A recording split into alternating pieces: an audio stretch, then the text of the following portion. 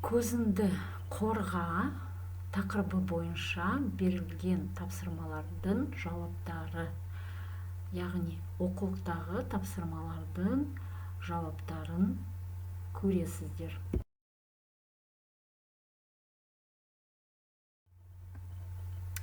Мәтін берілген, компьютермен жұмыс істеу ережесі.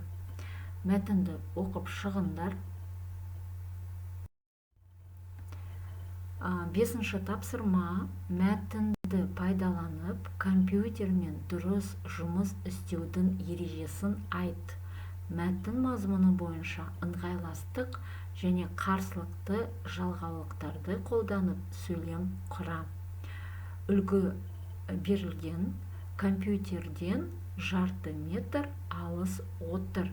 Әйтпесе, осы тапсырманы орындау үшін біз жалғаулықтар дегеніміз не деген ережені еске түсіруіміз керек. Жалғаулықтар құрмалас сөйлемдердің құрамындағы жай сөйлемдерді байланыстыратын сөздер жалғаулық шлау деп аталады. Союзы – это слова, которые соединяют простые предложения в сложных предложениях. Ыңғайласты жалғаулықтар, соединительные союзы: мен, бен, пен, менен, бенен, пенен, да, де, та, те, және, һәм, әрі. Ыңғайласты жалғаулықтар, соединительные союзы, соответствуют в русском языке союзу «и». Қарсылықты жалғаулықтар, противительные союзы: бірақ, алайда, дегенмен, әйтпесе, әйткенмен, сондады. Бірақ, но, алайда, однако, дегенмен, однако, әйтпесе, әйткенмен, иначе, сонда да, а также. Ал енді үлгі бойынша сөйлемдер құрастыруымыз керек. Компьютерден жарты метр алыс отыр. Әйтпесе, көзің ауырады. От компьютера садись на полметра. Дальше. Иначе будут болеть глаза. Здесь мы употребили противительный союз әйтпесе, иначе. Келесі сөйлем: компьютерде отырғанда үзіліс жаса және жаттығу жаса. Когда сидишь за компьютером, делай паузу, перерыв, и делай упражнение.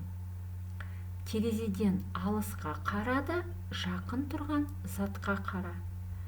Посмотри, с окна посмотри на даль и также посмотри на вещь, которая стоит близко. Да, здесь мы использовали союз «да», ыңғайласты жалғаулық, соединительный союз. Келесі тапсырма, 6-шы тапсырма: мәтіндегі қою қаріппен жазылған сөздердің антонимін жаз. Мысалы, үлгі, образецті: үлкен, большой, кіші, маленький. Здесь мы должны вспомнить антоним. Что такое антоним? Антоним дегеніміз не? Мағыналары бір-біріне қарама-қарсы болып келетін сөздер антонимдер деп аталады. Слова, которые противоположные по значению, называем антонимами. В тексте были слова, выделенные жирным шрифтом: артық, кем, ұзақ, қысқа, нашарлайды, жақсарады, алысқа, жақынға, көп, аз. Келесі тапсырма, 7-ші тапсырма: буын үндістігіне бағынбайтын сөздерді теріп жаз. Даны слова: минуттан, тінтуірге, нанға, компьютермен, малшы, велосипедшілер, телефонды, емханада, мұғаліммен, кітапхана, айнаға, қаламмен. Здесь мы должны вспомнить правило буын үндестігі, слоговой сингармонизм. Сөз ішінде сөзбен қосымша арасында дауыстылардың не бірыңғай жуан, не бірыңғай жіңішке болып үндестуі. Слоговой сингармонизм, значит, в словах или же в словах и окончаниях гласные или же твердые, или же мягкие. В зависимости, если слово твердое прибавляется твердые окончания, то есть если в слове есть гласные твердые, если же в слове гласные мягкие, то прибавляются мягкие окончания. А здесь нам нужно в этом упражнении выписать слова, которые не подчиняются слоговому сингармонизму. Например, слово компьютермен, здесь слово заимствованное, оно не соответствует закону сингармонизма. Мен, окончание мягкое. Здесь есть также гласные твердые, также есть гласные мягкие. Минутан, емханада. В этом слове суффикс хана тоже не подчиняется закону сингармонизма. Мугалиммен, мугалим слово тоже заимствованное. Здесь имеются как твердые гласные, так и мягкие гласные. В зависимости от того, что последний слог мягкий, добавляется мягкое окончание. Мугалиммен. Ктабхана, также суффикс хана не соответствует закону слоговому сингармонизму. Каламмен. Калам.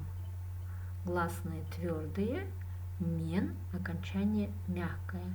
Здесь окончание мен — это окончание кумектесептик, которое тоже не подчиняется слоговому сингармонизму. Келесі тапсырма, 8-ші тапсырма. Мәтіннен компьютер деген сөзі бар сөйлемдерді септіктердің ретімен көшіріп жаз. Сұрақ қой. Здесь в этом задании мы должны из текста выписать слово компьютер, которое имеет окончание падежных окончания, и добавить, то есть задать вопрос. Например, атаусептік, компьютер тұрған бөлмеде шаң болмауын тексер. Компьютер не деген сұраққа жауап береді. Это атаусептік. Іліксептік. Компьютердің алдында тамақ ішпе. Компьютердің. Окончание іліксептік.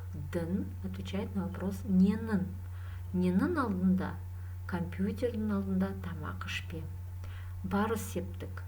Күнделікті компьютерге отыратын уақытында белгіле. Неге компьютерге. Табысептік. Компьютерді ойыншыққа айналдырма. Нені ойыншыққа айналдырма. Компьютерді ойыншыққа айналдырма. Жатысептік. Компьютерде жұмыс істеудің ережесін біліп ал. Неде жұмыс істеудің ережесін біліп ал. Компьютерде. Жатысептік. Шығысептік. Компьютерден жарты метр алыс отыр. Неден жарты метр алыс отыру керек. Компьютерден, неден жарты метр алыс отыр. Көмектесептік. Компьютермен дұрыс жұмыс жасай біл. Немен дұрыс жұмыс жасай біл. Компьютермен. Компьютермен имеет окончание мен, окончание көмектесептік. Келесі тапсырма, 9-шы тапсырма. Суреттегі сөздердің бірінші әріптерін пайдаланып, бір сөз оқы, сол сөзді тәуелдеп жаз. Значит, здесь в 9 упражнении нужно выписать буквы, первые буквы слов, прочитать это слово и изменить в притяжательной форме. Окончание, то есть местоимение притяжательной формы менің, сенің, сіздің, оның. Жеке туры – это единственное число. Көпше туры – множественное число. Біздің, сендердің, сіздердің, олардың. Здесь зашифровано слово компьютер, очки, көзілдірік, к, орман, о, лес, орман, мал, м, пяс, лук, п, мягкий знак ю, мышка, тентур, т, коза, ешка, е, радио, р. Зашифровано слово компьютер. Изменяем это слово в притяжательной форме. Менің компьютерім, мой компьютер. Сенің компьютерің, твой компьютер.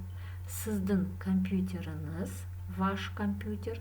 Оның компьютері, его или ее компьютер. Біздің компьютеріміз, наш компьютер. Сендердің компьютерлерің, ваши компьютеры. Сіздердің компьютерлеріңіз, ваши компьютеры. Вежливая форма. Олардың компьютерлері, их компьютеры.